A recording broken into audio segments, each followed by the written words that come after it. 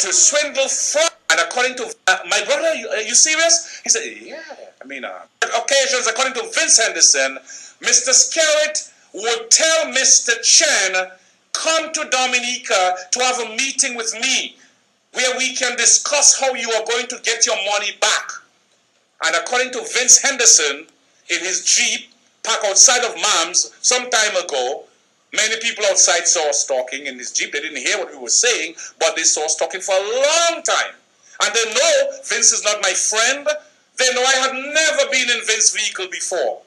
Vince felt the pressure coming down on Skerritt for the bubble they were doing in China. So he figured, well, Angelo Allen, you have a voice and people listen to you. So let me see if I can shut you up. So he came in his Jeep, he stopped his air-conditioned Jeep, picked me up and started talking foolishness. But what old people say, there's always sense coming from nonsense.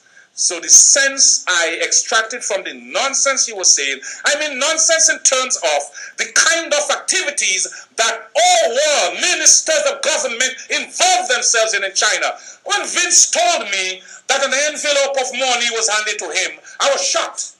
I said, my brother, are you serious? He said, yeah. I mean, I did not use it, but you know, I know these people, you know, that's how they operate. So he gave me the envelope, and I kept it in my hotel, and I made sure that the day I was leaving, after several days here, the day I was leaving, I gave it to somebody, and I say, hey boss, give this back to the man for me. So I'll tell you what, I'm going to spill the beans now, in intelligence terms.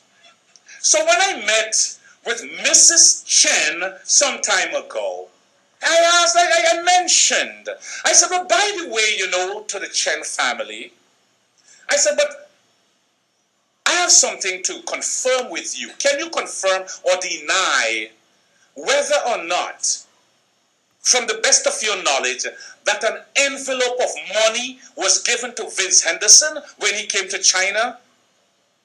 And I said, is it true that he gave back the envelope with the money?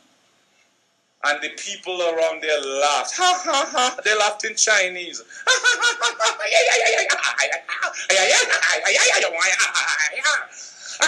He give envelope. He give envelope. He take what was in envelope. If he give envelope, he take what was in envelope. I say, okay then. So in other words, what he talked about giving back envelope is question there. Is an empty envelope. They didn't understand what I meant, but to our local people, it was really nonsensical. Vince pas jamais back plus envelope. He used what was in the envelope. The people laughed. They said, and he gave back the envelope. Okay, well, maybe he used what was in it and gave back the envelope, and they laughed. You understand what I'm saying? And then Vince is telling me that, you know, Roosevelt Skerritt embarrasses him sometimes because on several occasions he promised Mr. Chen to have discussions here with him. And then Mr. Chen traveled all the way from China and come to Dominica. Guess what? The PM is willfully out of state, and Vince Henderson must go out and have lunch with the Chen family. As though he was just, you know, he was forced to pacify them. As he was saying, you know, just to show respect to these people. So what happened? Roosevelt Skerritt don't know how to show respect to these people. Is he that's touching their big money? He don't know.